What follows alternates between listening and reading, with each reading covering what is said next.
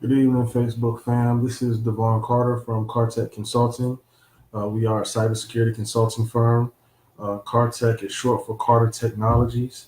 Our focus is helping small businesses, medium-sized businesses, any business to become more secure. Our website is www.cartekconsulting. That's CARTEK consulting.com. You can follow me at CarTek Consult. Um, where else? You can follow me on LinkedIn, do a search for CarTek Consulting, CARTEK Consulting, LLC, and you'll find me popping up there somewhere. So tonight's topic is a little bit different than what we usually discuss. Usually I'm talking about specifically for small businesses, things to help them and things like that. Tonight's topic is about cyber espionage. Ooh, that sounds kind of sexy. I like that. Cyber espionage, right?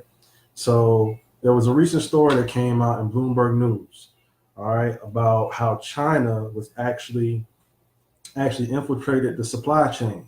Now, for those of you who may not know, China pretty much manufactures most of the technology that we implement in most of our servers and computers and all that good stuff. So in this instance, apparently the story is from Bloomberg and their various sources that China was able to install or implement a pencil or a pen-sized microchip on the motherboards of the servers that we use here in the U.S. And those chips were able to initiate ways to steal data and potentially intellectual property from the U.S.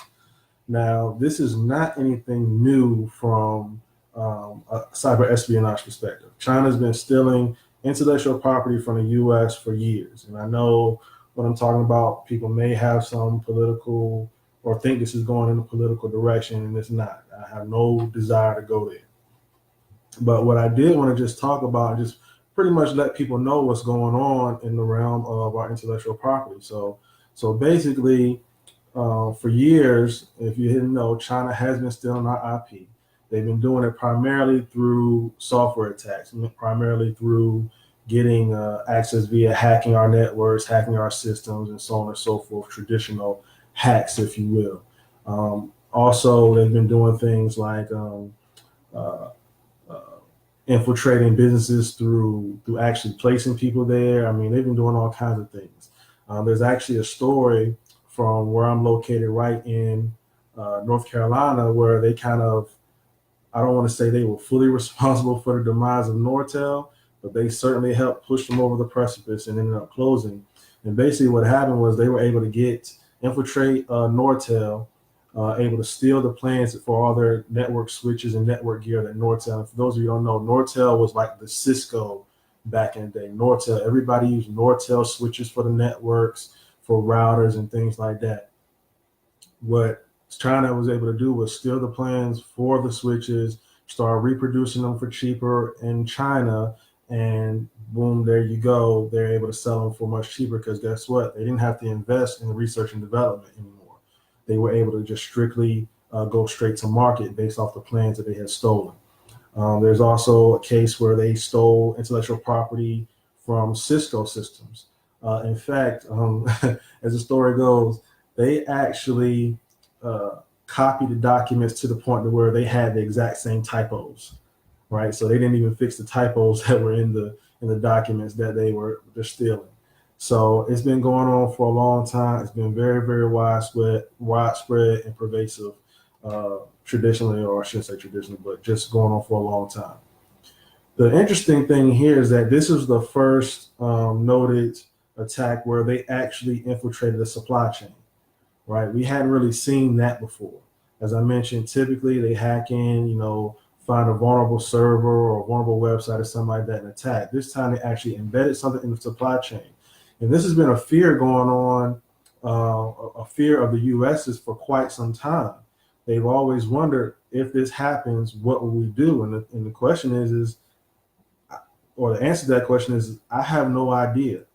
See, one of the main reasons that people, or I should say businesses, have pushed their manufacturing to China is because of the price. It helps to keep the price down of the goods and services that we purchase. And the fear is that if we were to cut China out, the U.S. were to bring all that manufacturing back to the U.S., It sounds good in theory, but that will potentially necessitate a price jump. And due to our sensitivity, us or our meaning United States citizens, people in the US, due to our sensitivity to price increases, guess what? That may hurt the business long term, right? It cuts into profit margins, profitability, and after all, we are a capitalist society, and money is power, money is king here.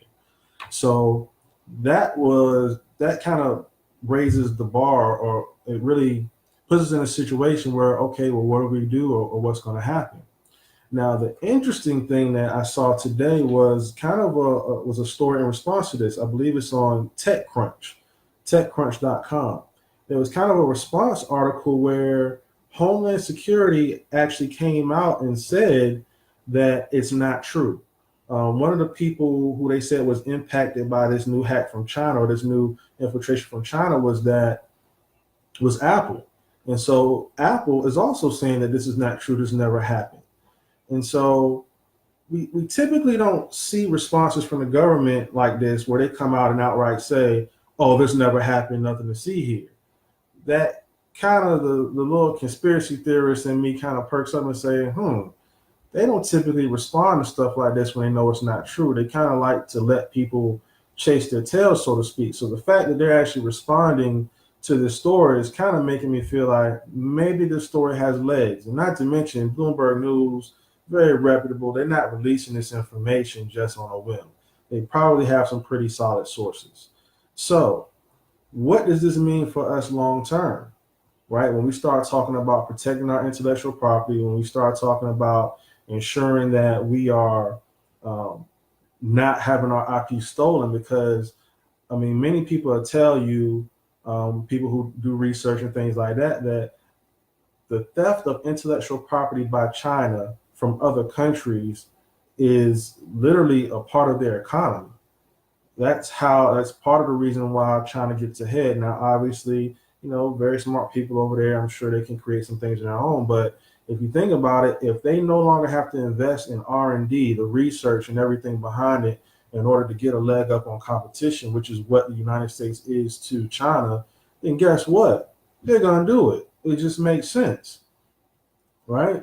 So I would love, I see a few people watching. I appreciate you guys viewing. I would love to be able to see if anybody has any comments on this, because I'm just wondering what direction this is going to go in. Is this going to be the new normal for us?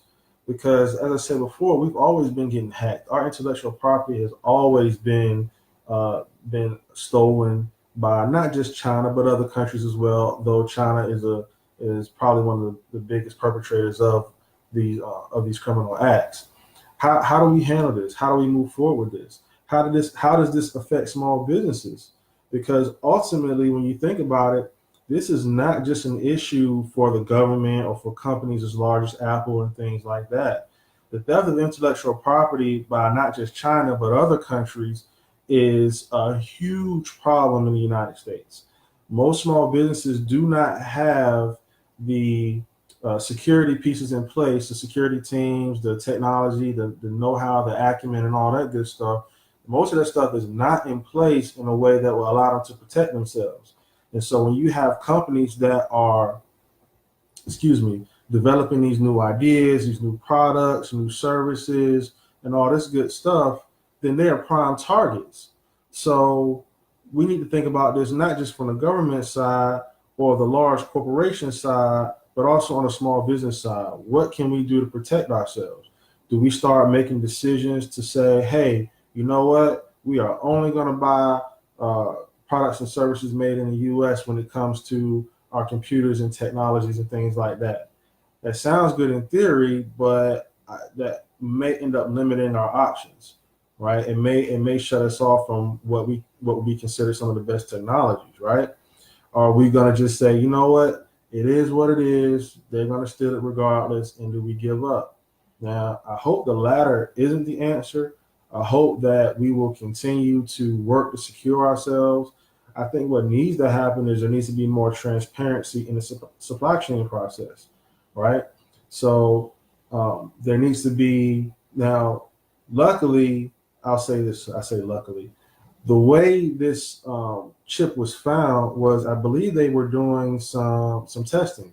So the company that was doing the quality assurance for the motherboards that were going in the servers, they did some QA and they found this chip. So that should, it's a little comforting, you know, to know that, all right, well, when they checked the stuff, they actually found it. But then the question is how come they didn't find it sooner?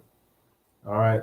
How many companies have been infiltrated? Because based on the Bloomberg story, they're saying Homeland Security, the government's been infiltrated or impacted. Apple's been impacted. Some large banking institutions have been impacted. And so this is not a small story, but it is a large issue. And so I'm just curious of people's thoughts. So, you know, that's pretty much it for my rant for tonight. I thought these stories were very, very interesting. Espionage and things have been going on forever. And I just want to talk about it. So I hope you enjoyed it. I hope I enlightened you a little bit, at least let you know what's going on in the world of technology and what's going on with China and intellectual property. Please come back next week. I'll be here around the same time.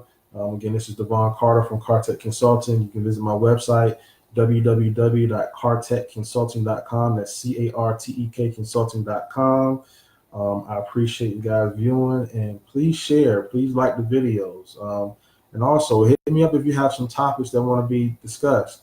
I think next week I'm going to kind of take it back to basics a little bit and discuss kind of like a basic framework for security. Some of the things that are important to consider when you're talking about securing your company, securing your home, and things like that from a cybersecurity perspective. So look forward to seeing y'all next week. Please come back, and y'all have a good evening. Peace.